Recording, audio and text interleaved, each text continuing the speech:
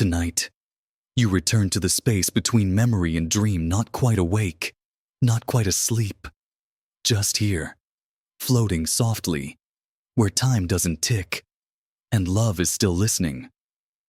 There's a hush in the dark, like an old song without lyrics, waiting for you. And tonight, we're going to speak of love, the kind that didn't need words. Maybe you're here because something inside you still aches, not loudly, quietly, like the outline of someone you can't forget. Perhaps you once loved someone so deeply, you never had the chance to say it out loud. And yet, somehow, they still hear it.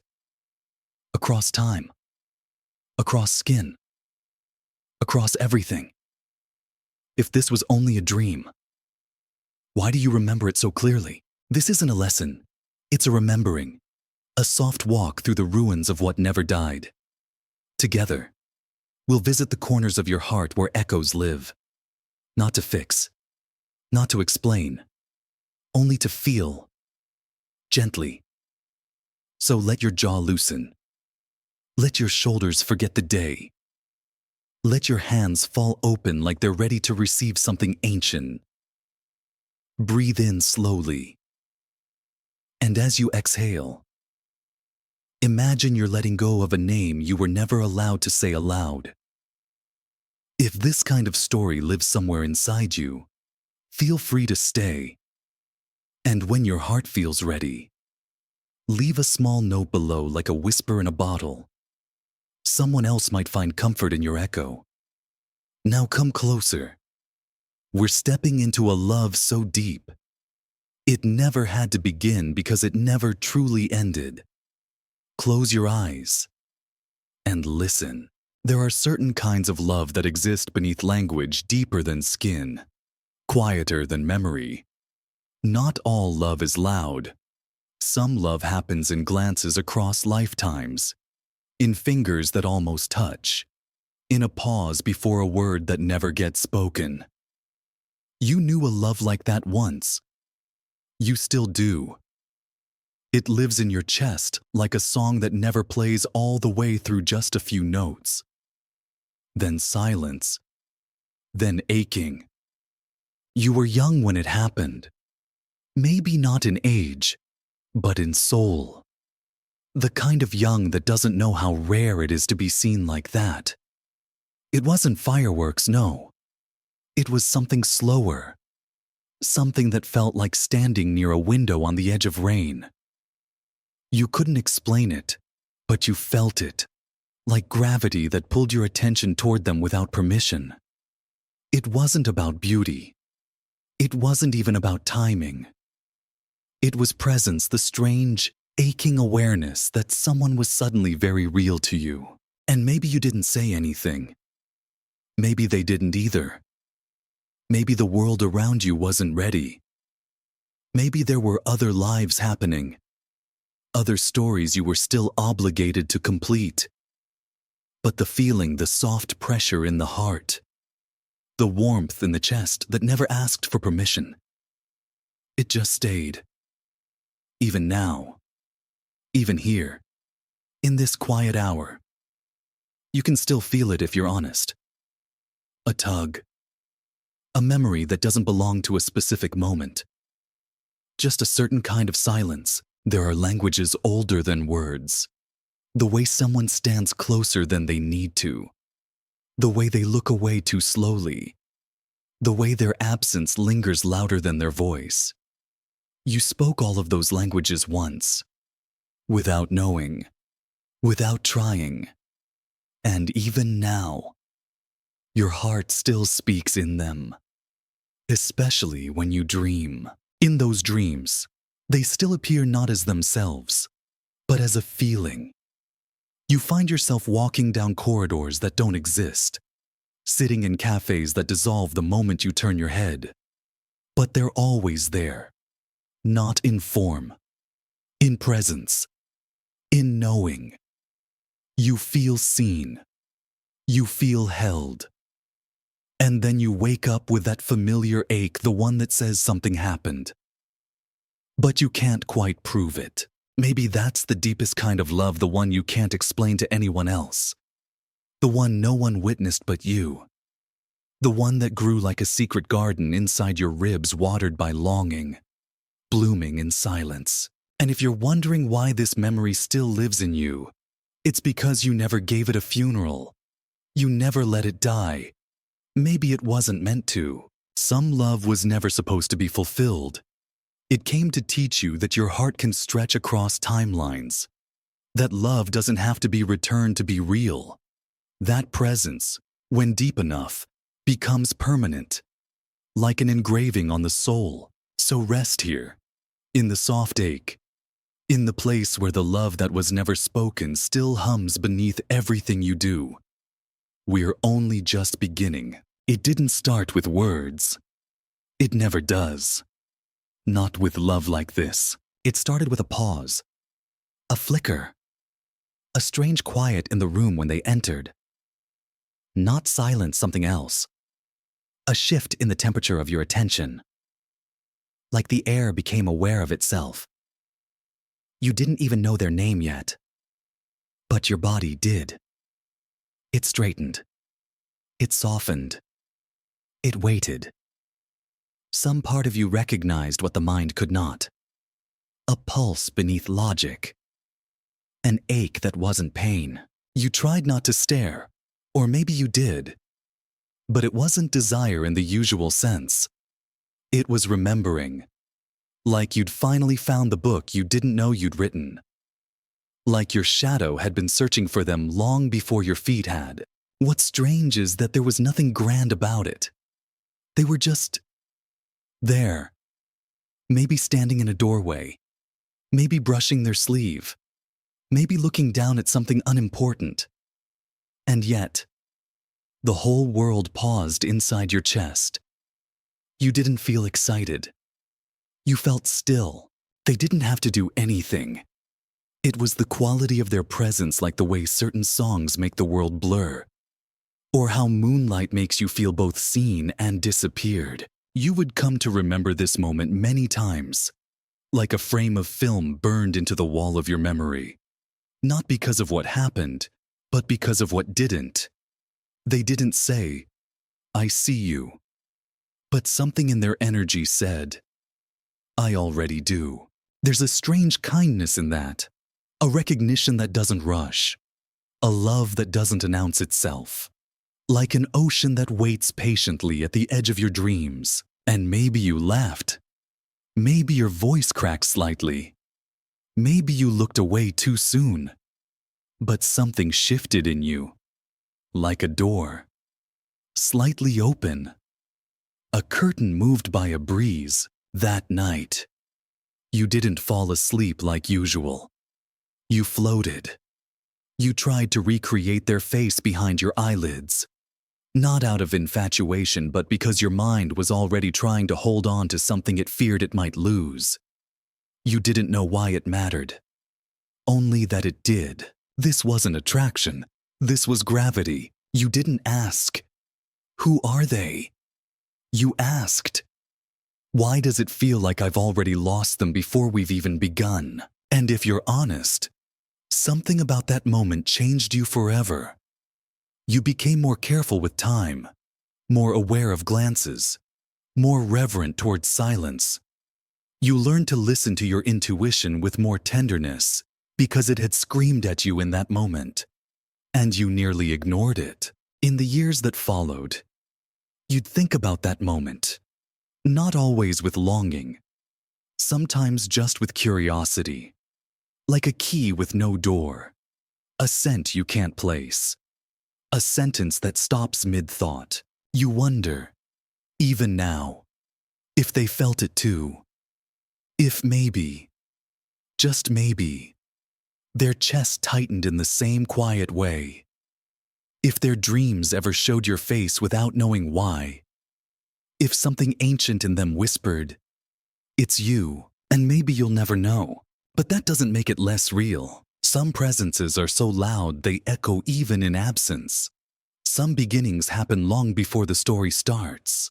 Some people arrive without footsteps. and leave fingerprints on your sleep. There's a name you carry in your chest like a sealed envelope.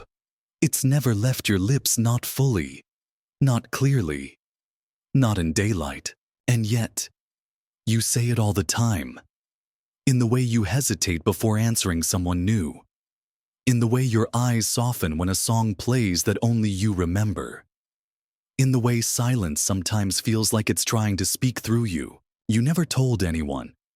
Not because it wasn't real, but because it was too real. Because saying it would have made it true. And truth, in that form, is fragile, sacred. The kind of truth that might shatter if touched too directly. So, you kept it quiet. A private mythology. You built a world around that name. Tiny moments became altars. Glances became prayers. And the mere thought of them even now carries weight. Like a string pulling at the base of your heart. Why didn't you say it? Maybe because you didn't know if it would be welcome. Maybe because the timing was never kind. Maybe because life kept handing you masks and you were afraid theirs would fall off too. Or maybe you believed that some loves were meant to remain unnamed, so they could never be taken away. But names are strange things, aren't they? Some are spells they awaken what's sleeping. Others are graves once you speak them. You can't go back. And sometimes the name you don't say is the one that writes every page of your life story in invisible ink. You almost said it once. You remember. The moment was small, a sentence unfinished, a breath too long. They looked at you like they knew something was being held back. But they didn't press. And you were both so polite in your restraint. As if silence was the more loving thing. But silence, too, leaves a residue. It becomes a sound in the bones. It echoes in places words never reach. Sometimes now, late at night, you whisper it into your pillow. Not to call them, not to summon anything, but just to hear what your voice sounds like when it's wrapped around something so old, so unfinished. And when you say it softly, secretly, the world seems to listen. The wind pauses, the stars blink slower, and for a moment, it feels like your heart finally exhales. You never said it out loud, but you loved them. And some loves are louder in the silence they leave behind. You don't remember the beginning, not in a way you can explain. There's no origin story carved in stone, no meet-cute tucked inside a journal, no first glance captured in amber, but your body remembers. Your breath recognizes something when they're near. A shift, a pull, a pause in the pattern. It's not this life alone. You've met before, that much is clear. Not in the same form. Not with these names. But somewhere. Sometime. You crossed under different stars, wearing different faces. And still, you looked at each other like you were arriving. There is a thread that runs through you, both invisible. Yes, but taut with memory. You feel it in strange moments. A word they say that makes your spine remember. The way their laugh echoes like it's already known. Or how, in silence, you feel yourself answering a question they didn't ask out loud. That's not coincidence. That's recognition without vocabulary. In another life, maybe they were the one who waited by the well, or lit candles for you in the storm, or stitched your name into cloth so they wouldn't forget how you sounded. And in that life, maybe you left. Or maybe they did. Maybe time was cruel. Maybe war came too soon. Maybe duty whispered louder than love. But the thread held. It thinned, but it never broke. In dreams, you return to places that don't exist on any map.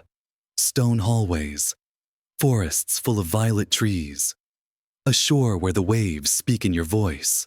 And they are always there, not as a person, but as a pull. A presence. The sense that someone is waiting. Even when you're alone. You've caught glimpses of this in waking life too, the way they stood in a crowd and didn't look surprised to see you.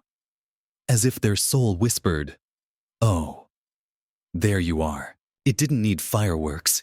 It didn't need music. It was older than all of that. Sometimes love isn't loud. Sometimes it's just the quiet certainty that someone else moves through the world holding a key to something inside you didn't even know was locked. The two of you have played many roles. Lovers. Yes, perhaps. But also strangers.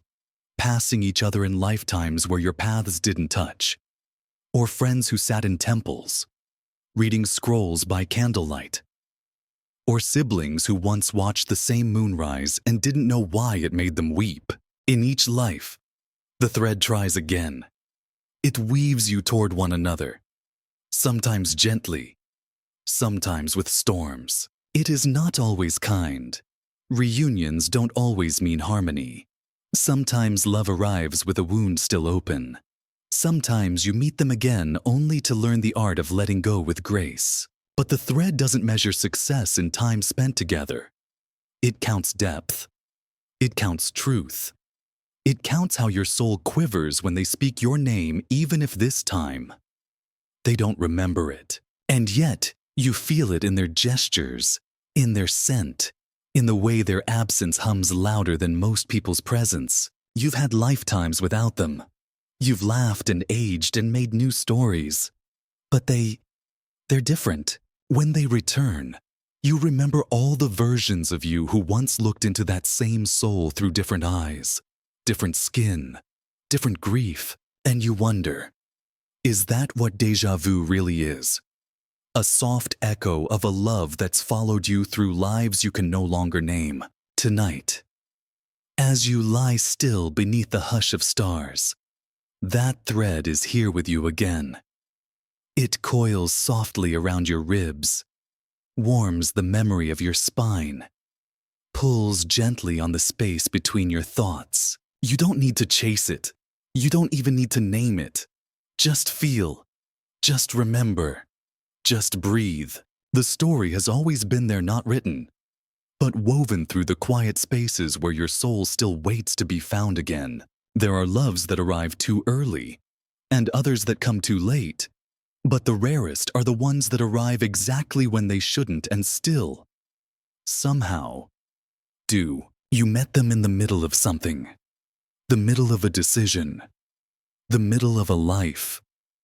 The middle of becoming someone else. It wasn't convenient.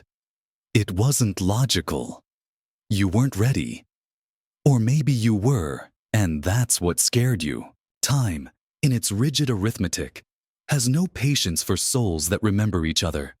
It keeps its clocks ticking, its calendars stacked, its deadlines cruel. And so when your paths crossed, time stood like a wall between you, beautiful and cold.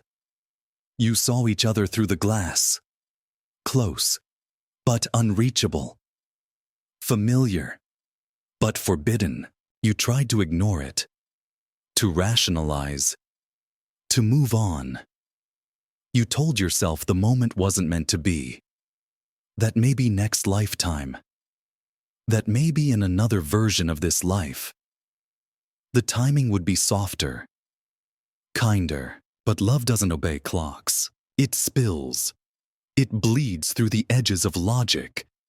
It shows up when it wants, sometimes as a memory, sometimes as a stranger who feels like coming home in the middle of a thunderstorm. They weren't yours. Or maybe you weren't theirs. But still, you found each other. And for a flicker, a second, everything made sense. Then it passed. And that's the cruelty of perfect moments. They don't stay. They just remind you of what's possible in a world that rarely allows it.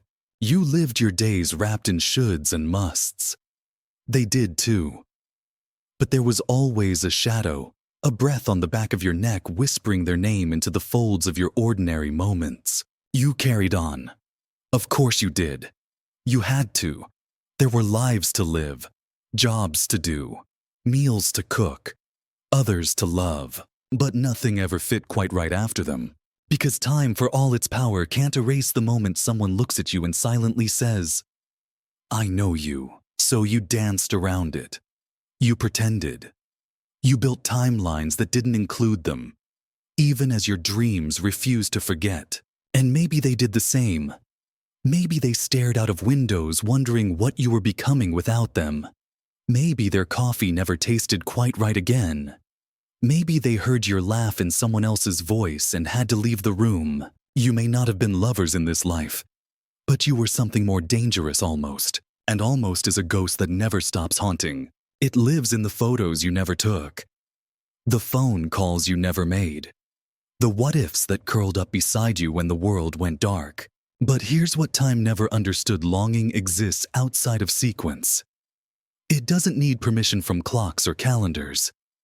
It's a language of the soul older than physics, louder than silence. You still feel them now, don't you? Not always, but enough. In the pause between songs, in the breath before sleep, in the ache that has no visible cause. You feel them like a thread tugging gently from another room. They are not gone. They are simply elsewhere.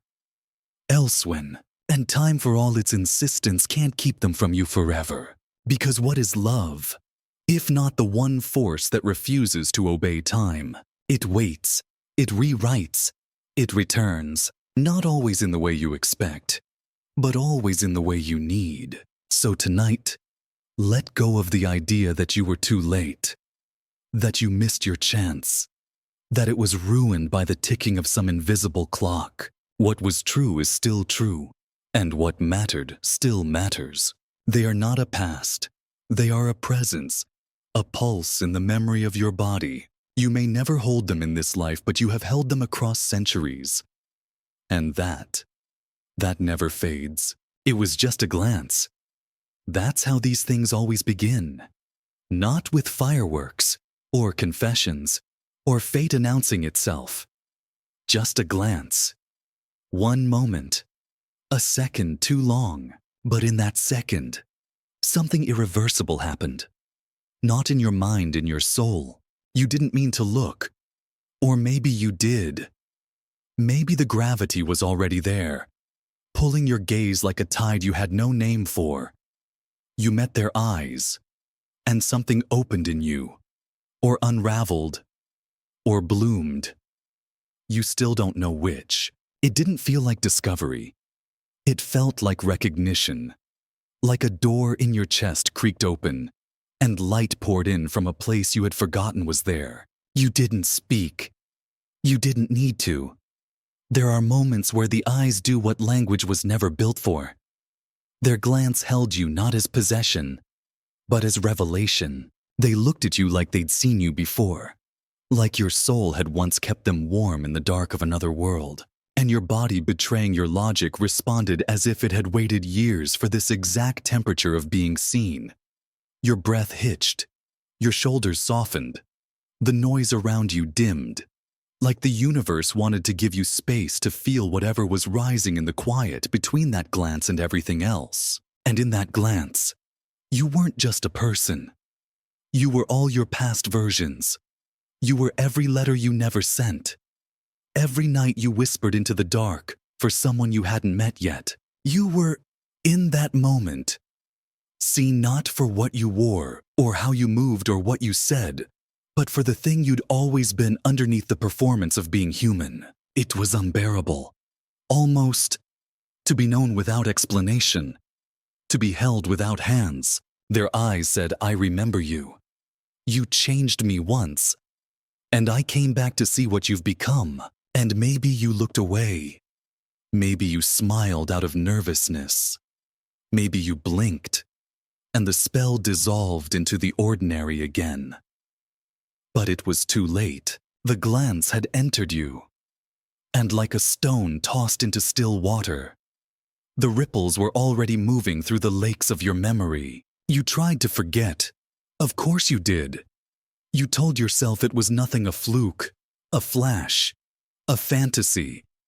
But the body doesn't lie, and days later, your eyes still searched crowds for theirs. Your dreams replayed the glance as if it were the beginning of a story you hadn't been brave enough to write. You began to move differently, not drastically, just enough. You stood a little taller.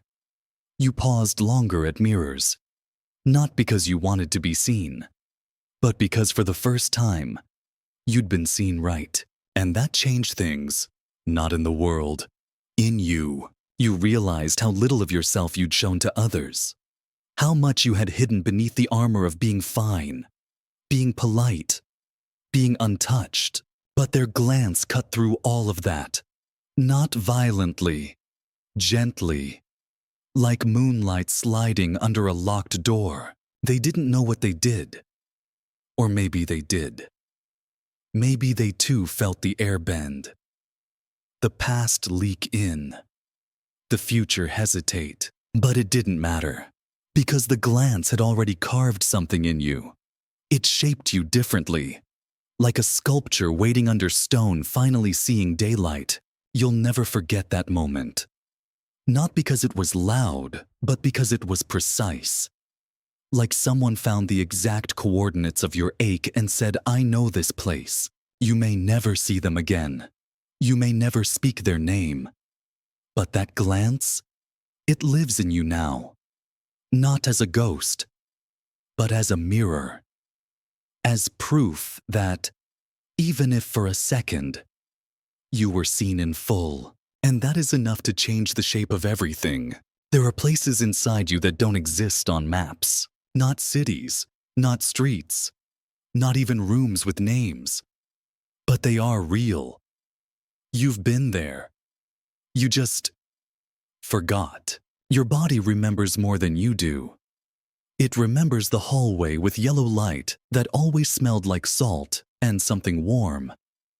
It remembers stone beneath your feet that hummed when you walked, as if it knew your name before you had one. It remembers wooden stairs that creaked like laughter, a garden where time moved differently, a lake where your reflection wasn't alone. Sometimes, you feel it in dreams, those strange landscapes that greet you like an old friend. You walk through ruins you've never studied.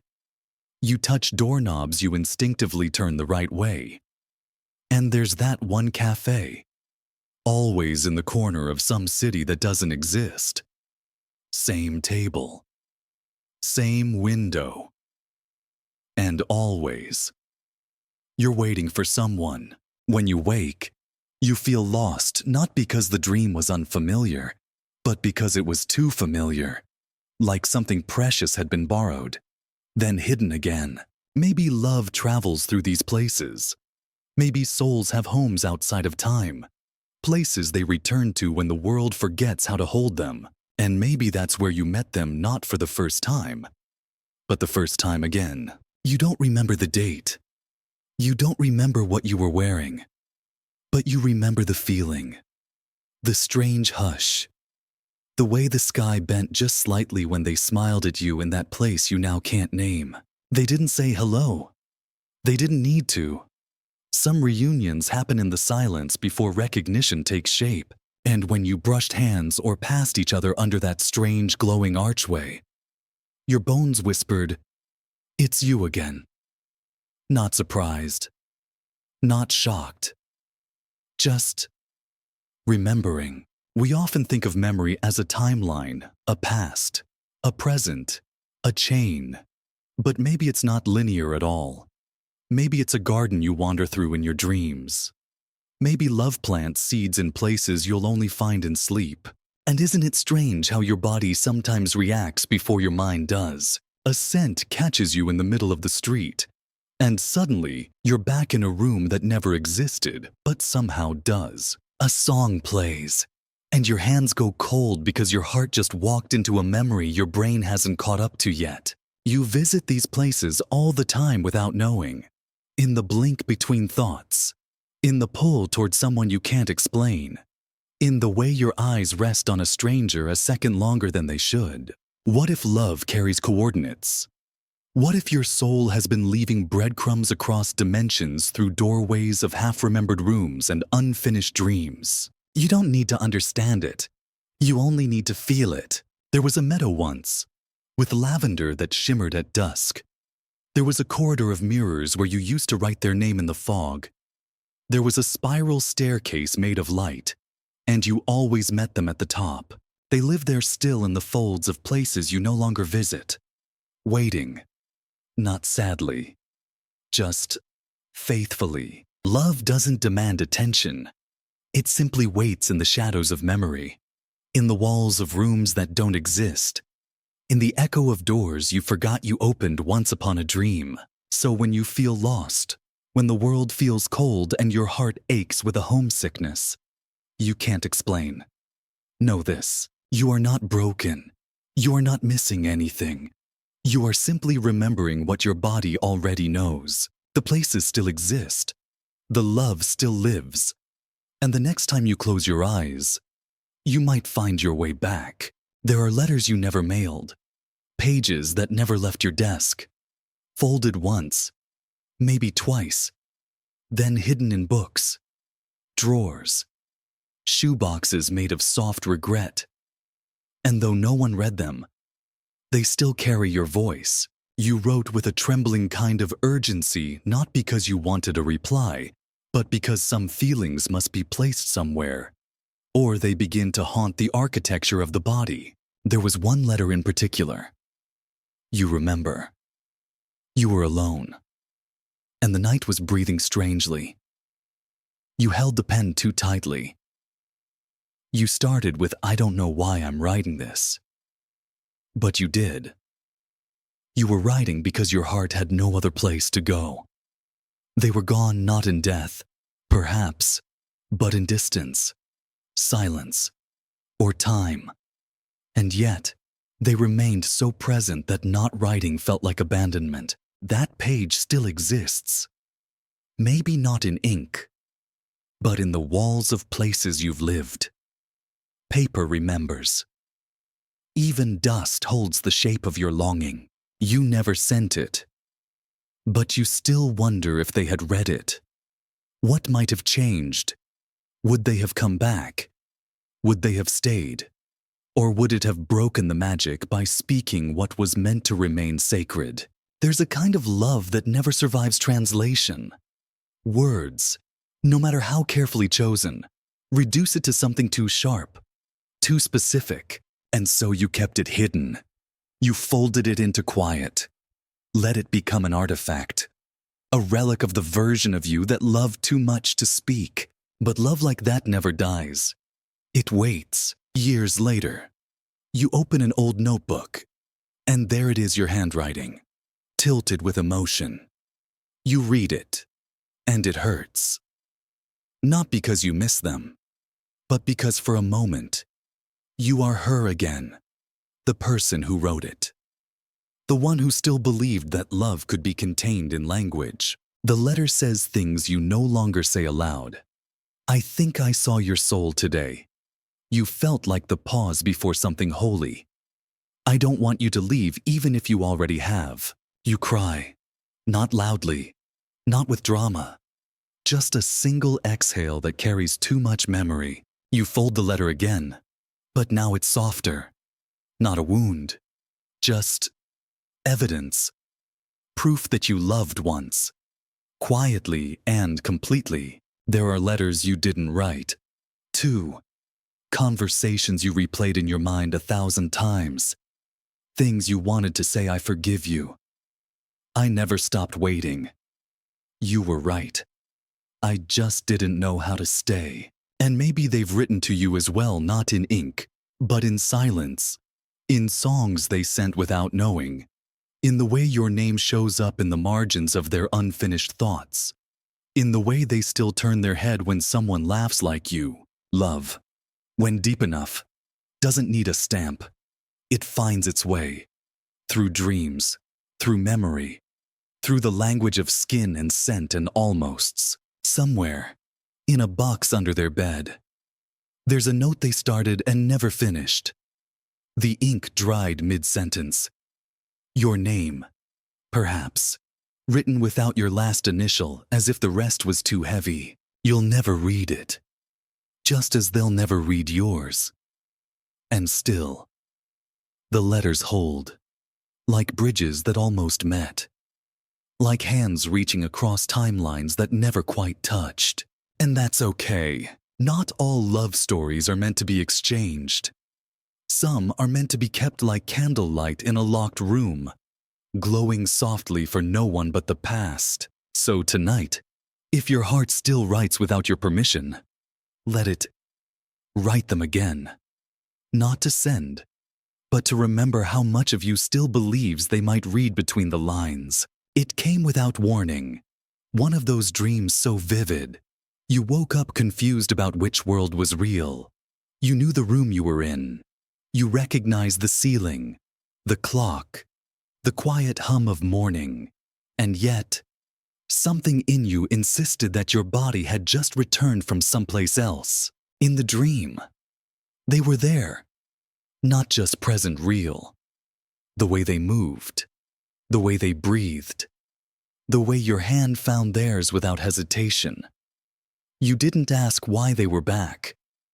You just knew this is how it was supposed to be. No timelines, no explanations. Just you and them, together in a world that understood what this one never could. You remember the details. The color of the sky not blue, but something softer, like the inside of a seashell. You remember the way their eyes crinkled when they smiled at you across that narrow bridge. You remember the feeling of the wind warm, not rushing like the air itself was breathing around you. It didn't feel like a dream. It felt like going home. And when you woke up, your chest was heavy in that specific, quiet ache that only follows something precious you don't want to lose again. You sat still, trying to hold on, trying to memorize the weight of their voice, the rhythm of how they said your name. It was the name no one uses for you anymore. But it fit. And it hurt in the most beautiful way. You didn't speak about it. Who would believe you? Who would understand that a dream could leave fingerprints, could change your day, could undo you? But what if it wasn't just a dream? What if you wandered into a memory that belonged to them, something they once lived? And now, you remember in reverse. What if love is not just a bond between people, but a bridge between realities? A thread strong enough to pull your sleeping mind into a dimension where their arms are still waiting for you. There are stories from ancient cultures, the Aboriginal Dreamtime, the Tibetan dream yogis, the Sufi mystics who believed dreams were not illusions, but visits. That the soul, when untethered, returns to those it loves. That some dreams are postcards from the soul's true home. And maybe this was one of them. Maybe you were not imagining. Maybe you were remembering, because the feeling won't leave. Days later, you still find yourself distracted not by what happened in the dream, but by how it made you feel. Whole, seen, unrushed, loved without needing to be impressive. Loved like a rhythm, like a scent that lingers on clothing even after someone leaves. And it's that feeling, not the image, that won't let you go. That night, your soul touched something eternal. And now the rest of you is trying to catch up. So when people say, "It was just a dream," you nod politely. But inside, you know better. You know there are realities your waking mind can't reach, but your love can. You don't chase that dream again. You don't try to summon it, because the real ones don't answer when called. They arrive when the soul is still enough to receive them. And when they do, you are no longer asleep. You are simply elsewhere. Tonight, if they visit again, don't ask them to stay. Just smile and say what you couldn't last time. Say, "I remember." Because even if the dream fades, even if the details blur, the love remains. Too real to be fiction. Too soft to be forgotten. Some memories don't return as images. They return as scent. A whiff of something carried on the wind. Maybe jasmine. Maybe smoke. Maybe that subtle warmth between books and skin, and suddenly, you are there again. Not as a thought, but as a feeling. You don't choose it. You're walking down a street, not thinking of them at all. And then a smell finds you. and suddenly your chest is tight. Your eyes sting, and your mind becomes irrelevant. Because the body never forgets. There was a day, a small day, where nothing important happened. And yet you can recall it perfectly because of the scent that wrapped itself around you while they were close. It might have been the way their coat held the sun, or the cinnamon from the tea they loved, or how their neck smelled when the air was cold, and you leaned in to whisper something but forgot your words. It was subtle. You never thought it would matter. You didn't realize your senses were recording. But now, even after all this time, one shift in the wind and the moment returns. Unasked for, uninvited, undeniably real. And in that second, you are no longer where you are. You are sitting beside them again. You are laughing at something you no longer remember. You are watching them speak, and you're not listening because you're too busy memorizing their existence. As if your heart knew it wouldn't have many more chances. We think memory lives in the mind, but that's only partly true. It lives in your lungs, in your skin, in the curve of your breath when certain scents wrap around you like a ghost you don't want to leave. You've tried to chase it spraying old perfumes, burning the same candle, visiting the places they once touched, but it never lands the same way. Because the scent wasn't just the thing itself, it was them, and the way you felt when they were near, and the way the air behaved differently when they were in the room. Sometimes, you catch the scent and it's so soft, so perfect. It breaks you a little. Not in grief, but in that sacred ache that says, I remember. I still love. I am still human. You never told anyone. How could you? How do you explain that the smell of sandalwood on a stranger's scarf sent you spiraling into a memory so quiet? It doesn't even have a story. This is the hidden cruelty of deep love. It leaves its fingerprints in places you didn't think to guard. And scent is the most persistent of all. There is poetry in that, and also a kind of mercy. Because even though they're gone from your days, from your inbox, from your plans, they still return in the particles of the air, in the way time folds back on itself just long enough to let you breathe them in one more time. And maybe that's all you need. Not a full reunion, not a conversation, just a single inhale that lets you feel what you once were when they were near. Sometimes, when the scent fades, you try to hold it. You breathe in deeper. You close your eyes. You chase it like a prayer, but it slips away. It always does. Because love like that is not meant to stay. It's meant to visit, like a sigh on the edge of memory, like a kiss that never lands, like a season that forgets how to end. Tonight, if it finds you again, don't chase it. Just breathe. And let it pass through you like music you once danced to without knowing the steps. It's not gone. It's never truly gone. It just learned to live in the quietest parts of you. The parts where love lingers long after the story ends. You met them at the wrong time. Or so you've told yourself. Maybe you were healing. Maybe they were breaking.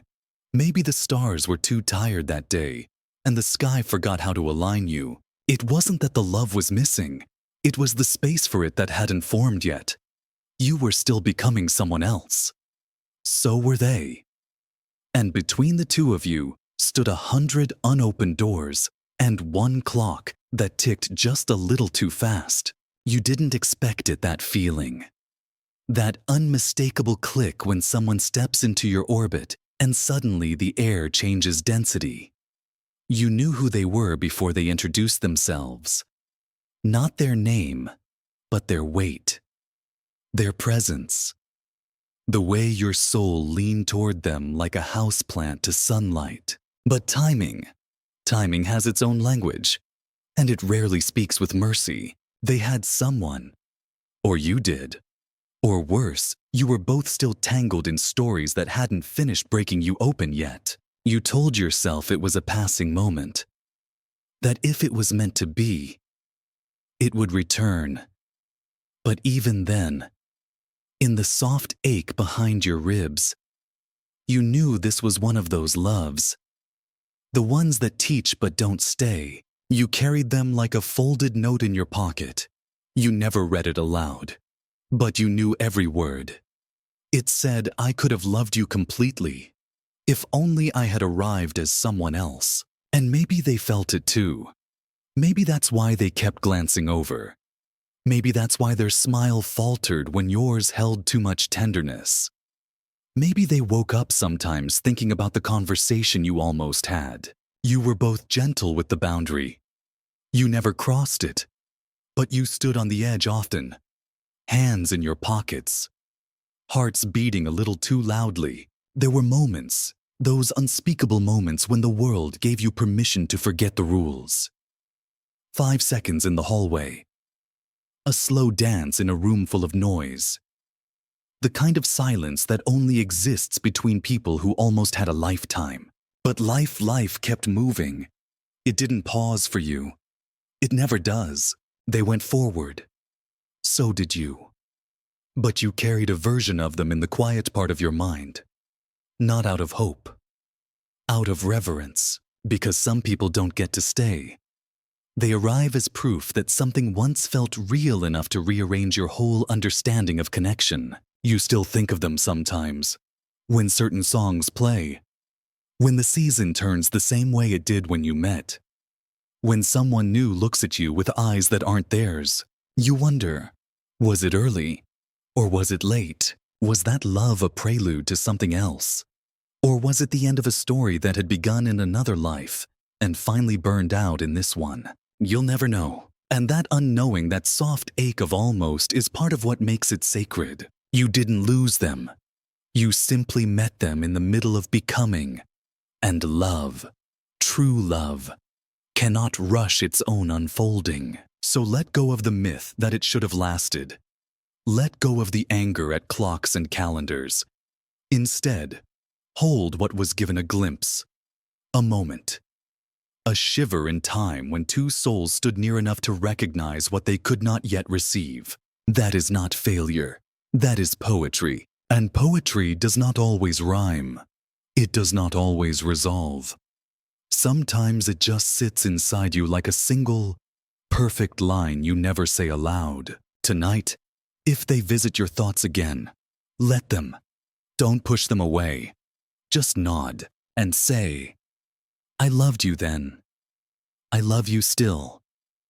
Even if time didn't know what to do with us, some things are too sacred for daylight, too delicate for conversation, too holy for even memory to hold without trembling. So you gave them to the moon, not in a ceremony, not with candles or vows, but quietly.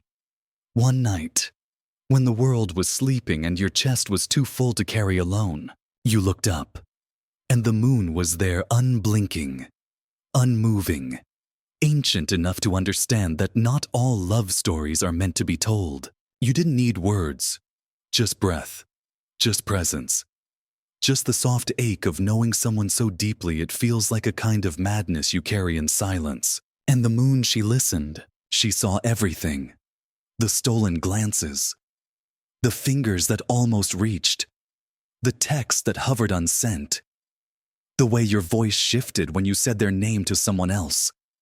Pretending it was just another name. She saw the night you wept quietly into your pillow, because their absence had a shape that pressed against your ribs. And she saw the night you smiled at nothing, because you smelled something that once clung to their sweater. The moon never interrupted. She just watched, maybe because she knows that love is less about declarations and more about moments like these, soft, impossible, eternal in their smallness. Ancient cultures believed the moon held messages, that it carried the weight of things too fragile for the sun. Secrets whispered in sleep, longings that never reached the lips.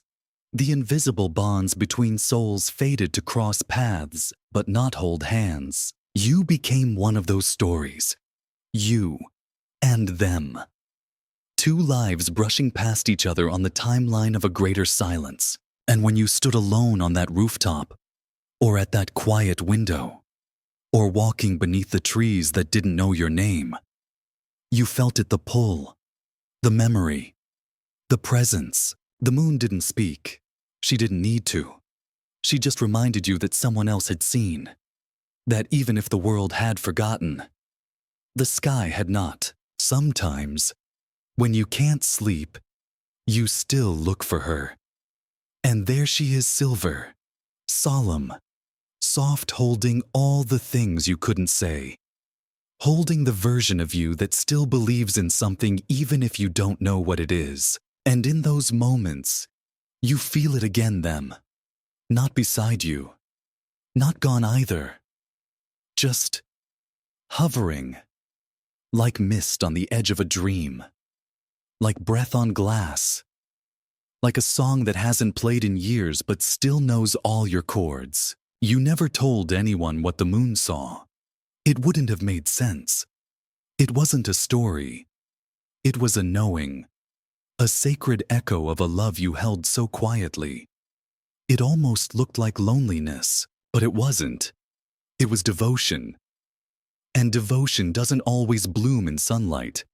Sometimes it lives in shadows.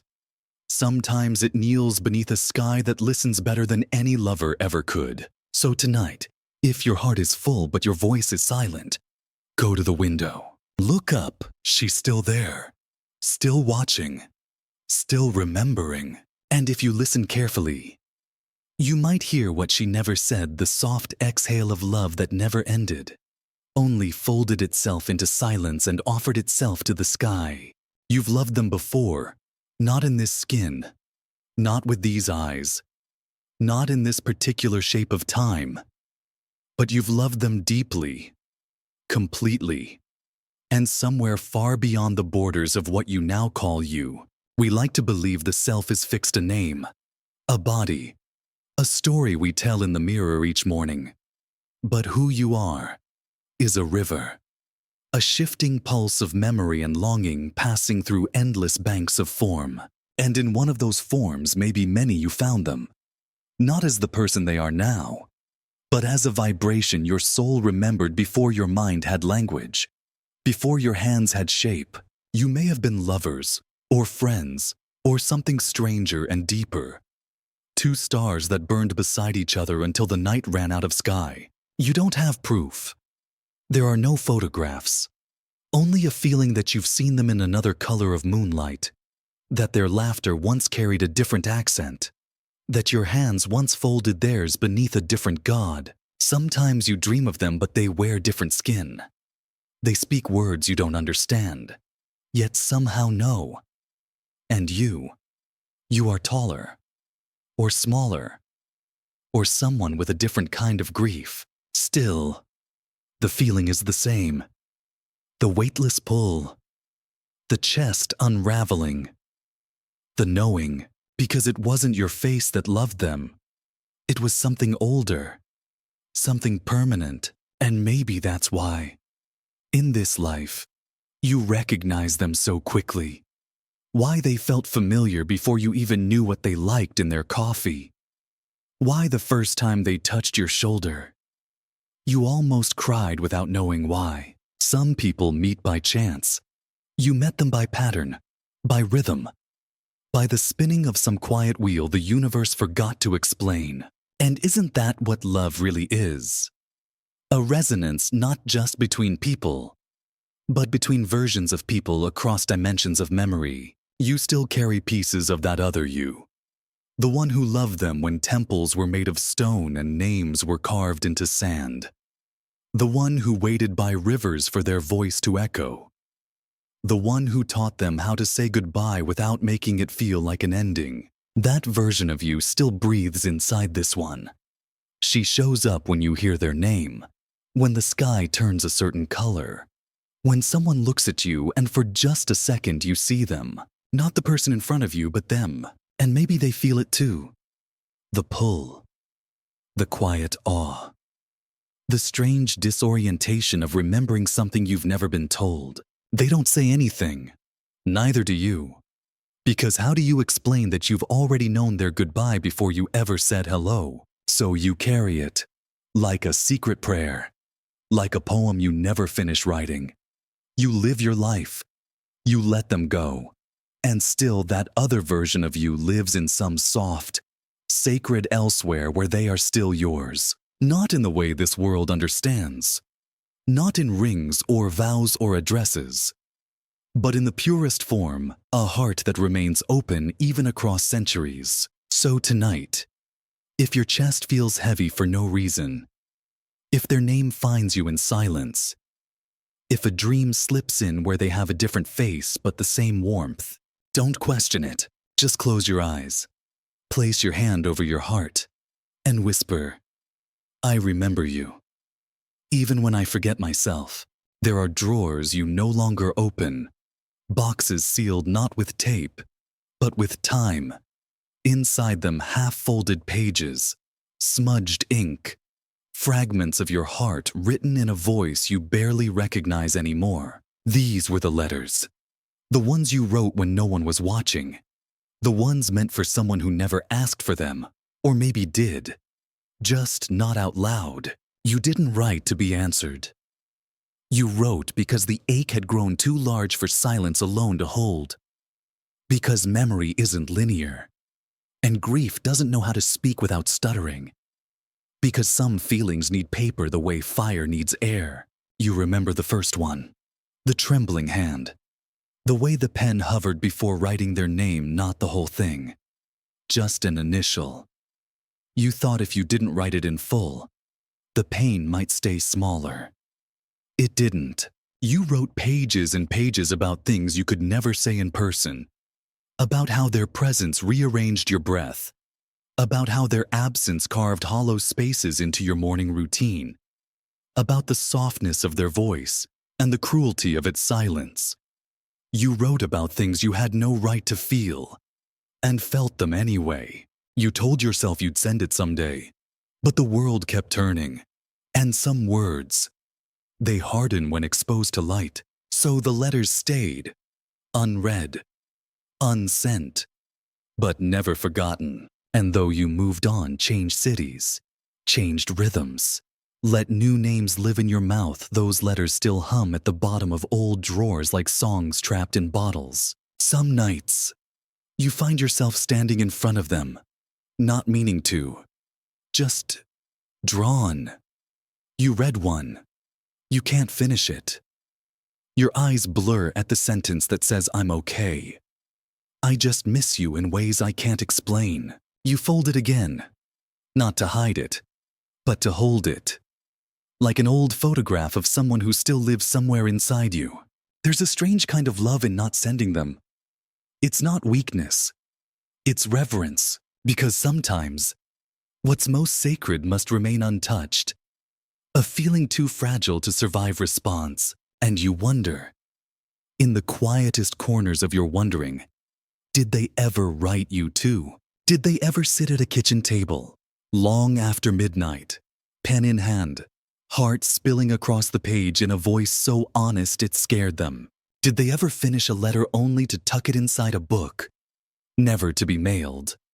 Because the truth it carried arrived too late. Maybe love's truest expression isn't in grand gestures, but in letters like these ones written from the truest part of the self, with no expectation, no performance, no timeline, just feeling, just truth. Just love that needed to be given a shape even if it would never be received.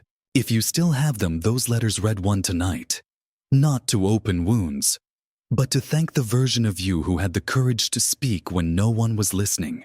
That version of you loved honestly, without outcome, without applause, and that is a kind of bravery the world rarely sees. So leave them in the drawer, or burn them, or read them aloud to the moon. But know this, those words you never sent still mattered. Because they were real. Because they came from a heart that didn't know how else to hold the weight of what had passed too close to remain unnamed. It was never sudden. They didn't slam the door. There were no dramatic goodbyes. No final sentence that echoed down the hallway like a farewell bell. They just left. Quietly. As people do. as love sometimes does when it's too soft to stay, too tired to explain itself again. But the room never felt the same, not because of what was missing, but because of what remained. The warmth on the cushion where they used to sit, the scent on the sweater still hanging on the chair, the indentation in the rhythm of the day where their voice once lived. You didn't say anything, not out loud. You just stood there in the strange stillness that follows love's departure. Not emptiness. Not exactly. Something more tender than that. Like a bell still ringing after the hand has pulled away. Like light lingering on the walls even after the flame goes out. You began noticing the small things. The way your eyes still drifted to the door every time it opened. The way you paused before playing that one song. The way the silence was no longer empty but filled with memory. You thought it would fade. The echo. You thought time would sweep it out like dust from the corners. But it didn't. Because this wasn't just absence. This was presence in its most haunting form. The kind that doesn't ask to be remembered because it never left. You talk to them sometimes. In whispers. In the quiet between tasks. You'd say their name in the same tone you once used to call them into a laugh. And then you'd smile as if they'd answered. They didn't. But something in the room shifted like the air still knew their outline. And that's the thing about love. It's not gone just because the body is. It's not erased by silence. It's not undone by departure. It lingers. In sounds that shouldn't matter. In shadows that curve the way their shoulder did. In the strange urge to turn your head as if they've just walked in again. You wonder, even now, if they feel it too. If wherever they are, they pause sometimes and think of the way your room felt at dusk. If they close their eyes and see your lamp glow the way it always did. If their chest tightens when nothing in particular happens but memory decides to arrive anyway. You've rearranged the furniture since then. Changed the curtains. Donated the mug they once used. But somehow, the air remembers. And you've learned to live beside the echo, not in mourning, not even in longing, just listening. Because the quiet after someone leaves is its own kind of devotion. A reminder that presence isn't always loud, and love doesn't end just because it can no longer be touched. So tonight, if the room feels full but you can't explain why, don't turn away. Don't rush to fill the silence. Just sit with it. Let it wrap around you. Let it remind you that what you shared was real enough to still echo. And maybe, just maybe, they're out there somewhere hearing it too. You've been told to move on, to forget, to be realistic, to stop giving weight to things that never happened, or never lasted, or never made sense outside the folds of your own chest. But your soul disagrees, quietly, persistently, like water wearing down stone, because you remember things that logic doesn't permit, moments that feel more real than entire years of your life, a glance in a crowded street that rewired your breath, a dream that whispered their name long before you'd ever met, the pull of someone's presence before they even walked into the room. It wasn't rational, but it was real. You felt it in the places no brain scan could explain. And so the argument began not a war, but a gentle standoff between the you that believes in gravity and the you that believes in gravity-defying love. Reality said it wasn't love. It was projection. It was timing. It was chemical. Your soul said it was them. And I know because when they touched my hand, the entire concept of separation dissolved. You never won the argument. Not entirely. But neither did it go away. It lingered like a hum behind ordinary life. Like a breeze through a closed window. You learned to smile through it. To live among people who didn't feel the echo you carry. But late at night, when the world is quiet and your thoughts unfold like petals, you return to that soft tension that knowing that exists without proof. Maybe love isn't meant to survive reality. Maybe it's meant to challenge it, to pull it gently apart and ask, are you sure this is all there is? You remember the way they said your name like it was something sacred. You remember the silence between you that said more than words ever could. You remember their absence as vividly as their presence. And you remember, even now, the way the universe paused for one impossible second and let you glimpse something beyond time. Others would call it coincidence. You call it truth. They say memory lies.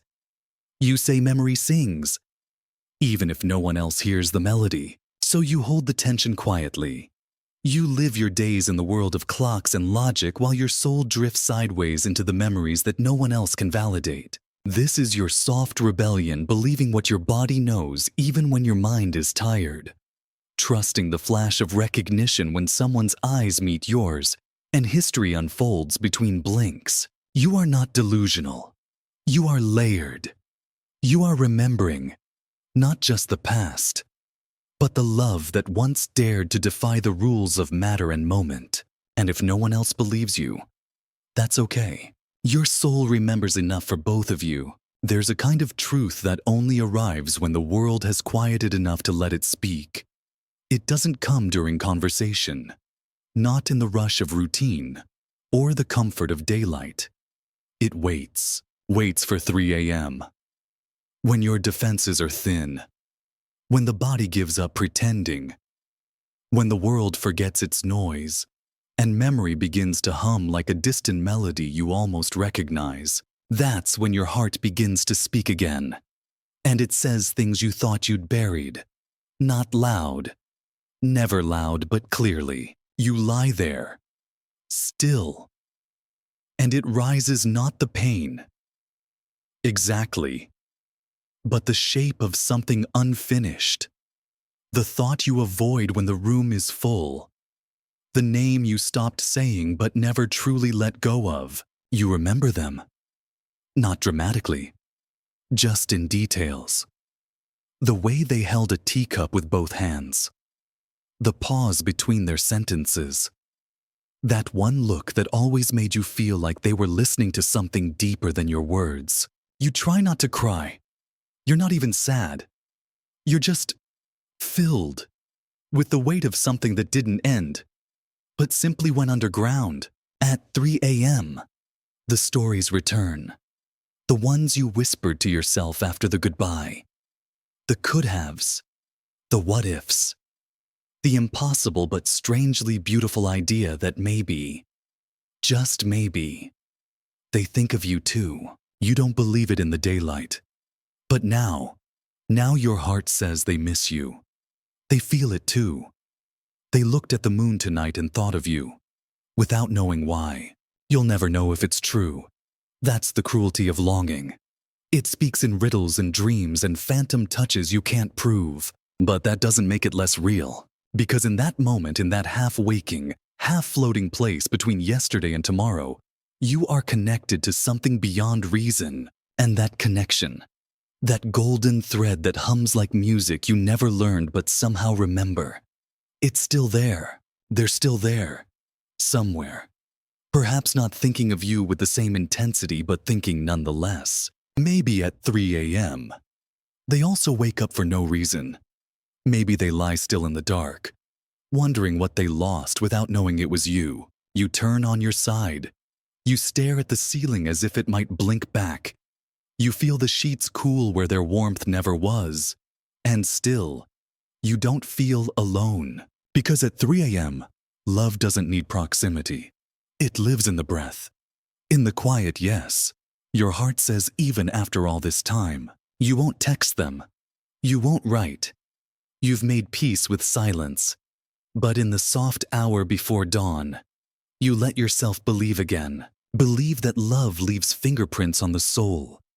Believe that time doesn't erase. It only blurs. Believe that somewhere, beneath the weight of their own quiet, they remember you too. It's not hope. It's something softer. More like a knowing that blooms only when the world sleeps. So if you wake again tonight, and that ache returns like it always does, don't fight it. Close your eyes. Let your heart whisper what it still believes. Let it say their name. Just once. Softly. As if the stars might carry it to wherever they now dream. There's a kind of truth that only arrives when the world has quieted enough to let it speak. It doesn't come during conversation. Not in the rush of routine. Or the comfort of daylight. It waits for 3 a.m.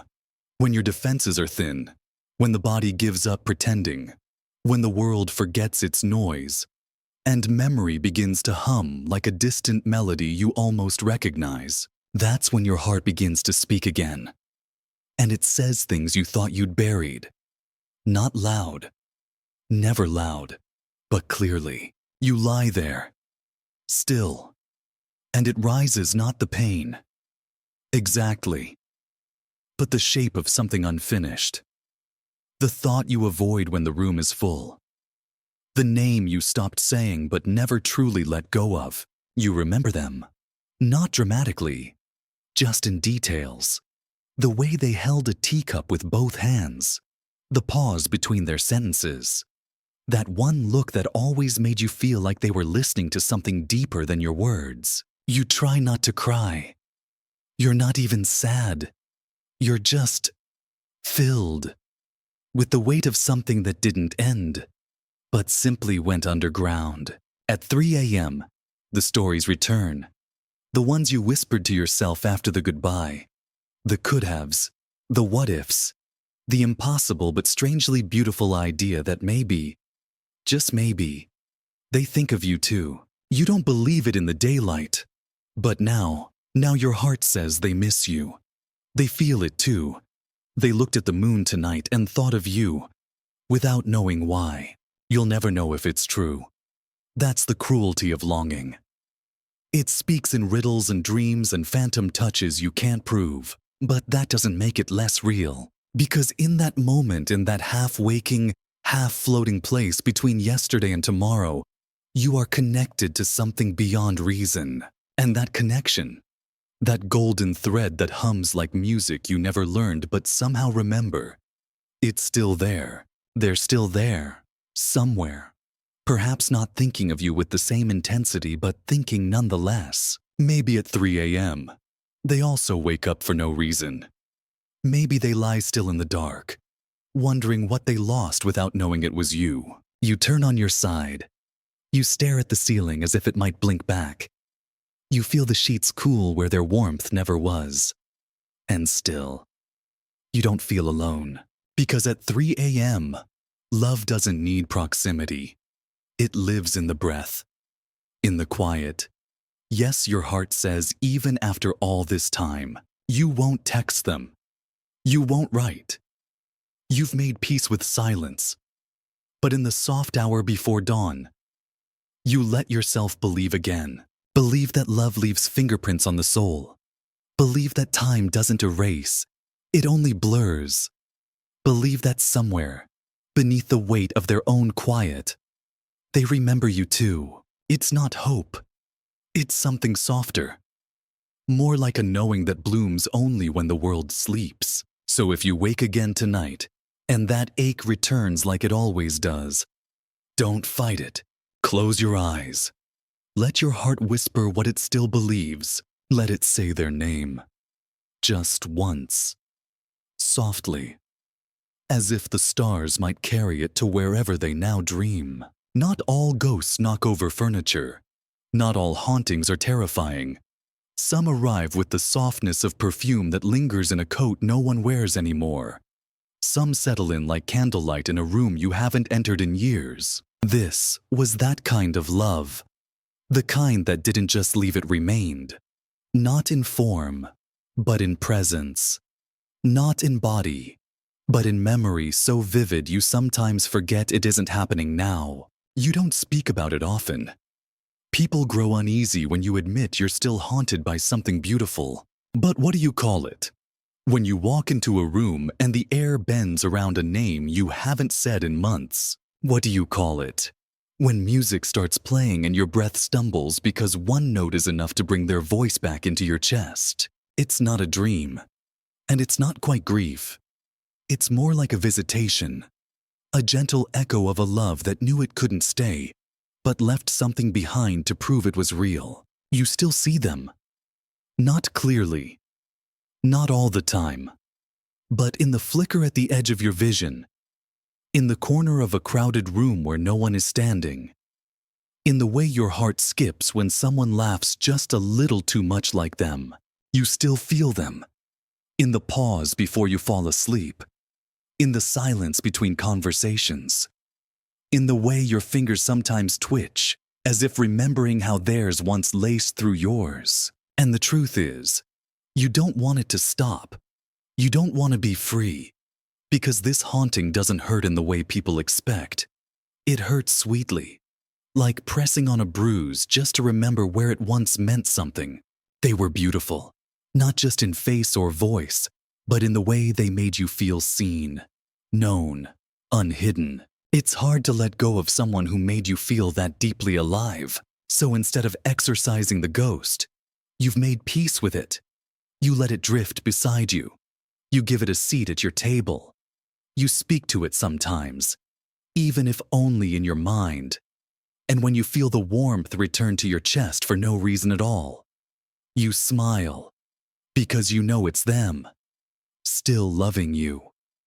In silence, in shadow, in memory that refuses to fade, the world tells you to move on. But what they don't understand is that this love didn't end. It just changed state. From solid to smoke. From presence to echo. From heartbeat to haunting. And maybe that's okay. Because what's more beautiful than a love that stays even when it can no longer stay? So let it haunt you. Let it fill your mirrors with images of what once was. Let it visit your dreams and write poems in the fog of your windows. Not all hauntings are sorrow. Some are sacred. Some are proof that your heart once opened so wide it let the impossible inside. Tonight, if they visit, don't run. Don't close the door. Leave it cracked. Let the candle burn low. Let the ghost of that love curl beside you and remind you of the beauty that once bloomed too brightly to last, but just softly enough to never leave. They say it wasn't real. They say it was a dream. A story your mind created in a moment of weakness, in the softness before dawn, in the space where longing makes illusions feel like memory. But if it was only a dream, why do you still cry? Why does your chest tighten when you pass the place where no moment ever happened but feels like it did? Why do your fingers still ache to hold a hand that might never have touched yours in this world? Why do you flinch when someone speaks in their rhythm? Why do you wake already grieving something you can't quite name? Because it was real. Maybe not in the language others understand, not in photographs or timelines or shared belongings, but in the language of the soul. It happened. It mattered. Love is not made real by proof. It's made real by feeling, by what it leaves behind long after it stops being visible. And this one left something. It left tears that still come without asking permission. It left sighs you breathe into quiet rooms where their name has never been spoken, yet somehow fills the air. It left a scar shaped like music, or light, or the sound of their footsteps that never quite echoed through your hall but always lived in your mind. And maybe it was a dream.